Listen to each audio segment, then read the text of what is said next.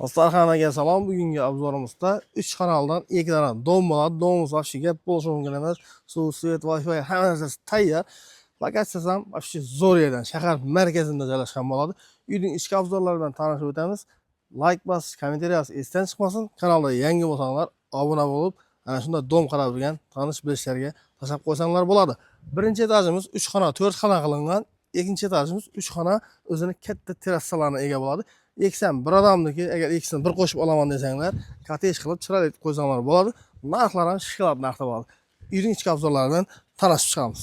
Do'stlar, mana podyezddan kirganimizda sifatlangan temir yaxshi eshiklar bilan jihozlangan, keng hol, ko'tarma pol etib, oilaga o'tirish zonasi qilingan. Remontlari ajoyib, gap bo'lishi mumkin emas. Ko'rib turganingizda orqa taraf balkonga chiqish, bu tarafimiz ko'cha tarafga отдельный xot ham bor. Bir xona qo'shib solingan. Ko'rib turganingizda bu yerda oshxona etib qo'yibdilar. Mana qo'l yuvish rakovinasi, gaz plitasi, sifatli plastik akfa oynalar bilan jihozlangan. Pasport stolining to'g'risida bo'ladi. Endi bu birinchi etajimiz 3 xona bo'ladi. Bularda kirganingizda chap qo'lingizda bir katta spalniy. Ko'rib turganingizda spalniydan remontlari однотонный. Past ham yuqori ham polniy plastikdan toza oyna qo'yilgan, eshiklari MDF ishlangan. Toza eshik. Yuqorida spalniylar ko'p, bu yerdan bir spalniy bor. Shuning uchun ikki xonani katta bir mehmonxona etib qo'yibdilar. Bemalol ko'rishlaringiz mumkin. Mana ko'rib turganingizdek mehmonxonasi katta. Bu taraf bir spalniy bo'lgan, bu taraf bir zal bo'lgan.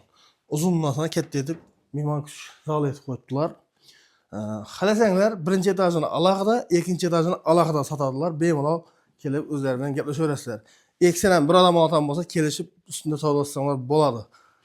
Ko'pchilikga yer joy kerak emas, kotej kerak, dom yaxshi deganlar uchun zo'r variant. Yuqori pasini bir odam olsam ajoyib bo'ladi. Katta zali, oshxonasi, bu yoqda spalnisini tanishtinglar. Bu taraf endi o'tiradigan yeri. Bu yer 3 xona bo'lgani bilan yana bir plus katta bir zal qo'shimcha etib solingan. Bu tarafimizda mana mehmonxonasi.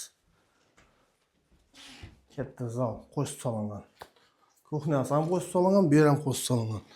Plastik oyna, podyezd oldina qaragan, jaluzi perdelar bilan jihozlangan. Remontlari zo'r, gap bo'lishi mumkin emas. Bu yerimiz balkon. Balkonimiz leshnisaning hisobina kichraygan, lekin balkon ham unday tar emas. Leshnisa mana, chiroyli leshnisa. Ikkinchi etaj bilan tanishib chiqamiz. Yuqoriga ko'tarilganimizda ikkinchi qavatda leshnisa bo'ladi. Ya'ni aytganimdek, birinchi etajda balkondan leshnisa ishlangan. Sizlarga xonani bir-birini tanishtiraman. Katta hol, keng. Remontlari toza remont bo'lgan. Natijali patologlar, eshiklar ham sifatli, eng yaxshi MDF eshiklar qo'yilgan.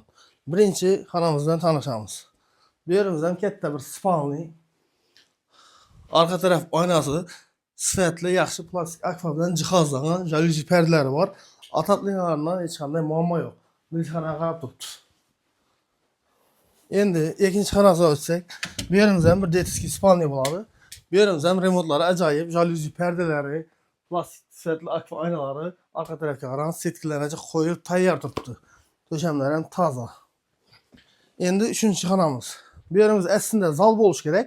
Egalarida pastda xonalar yetarli bo'lgani uchun bu yerda yana bir spalniy etib qo'yibdilar. Aslida katta bir zal bu yer. Bu yerimiz ham remontlari toza. Aytamanmi, remonti toza, yaqinda ishlangan. Bu tarafimizda sanuzel bo'ladi. Sanuzel ham hamma yeri kafel. Oyoq kiyimlar tepli-pol. Ko'rib turganingizdek, Ariston vannasi, unitazi, qo'l yuvish uchun rakovinasi, kotyollar ham shu yerda jihozlangan. Portchikisinacha yaxshi akva plastik oynalar qo'yilgan. Remontlarga gap bo'lishi mumkin emas. Mabodo siz birinchi etajini olmayman, ikkinchi etajni o'zini alohida olaman desanglar, podyezd tarafdan ham eshigi bor. Balkondagi leshnisa o'rnini yopib tashlaysizlar, podyezddan kirib chiqasizlar. Plus kattagina terrasaga ega bo'lasizlar.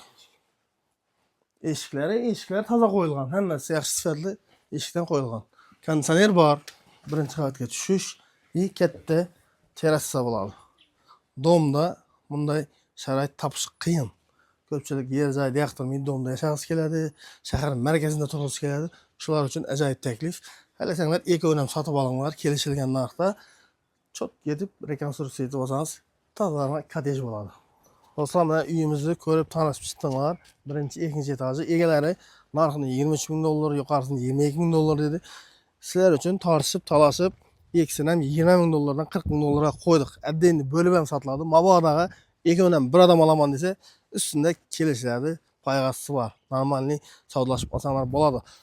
İçində mebel texnikalari, ko'p narsalari qoladi. Kelgan vaqtda egalari bilan o'zingiz kelishib olaverasizlar.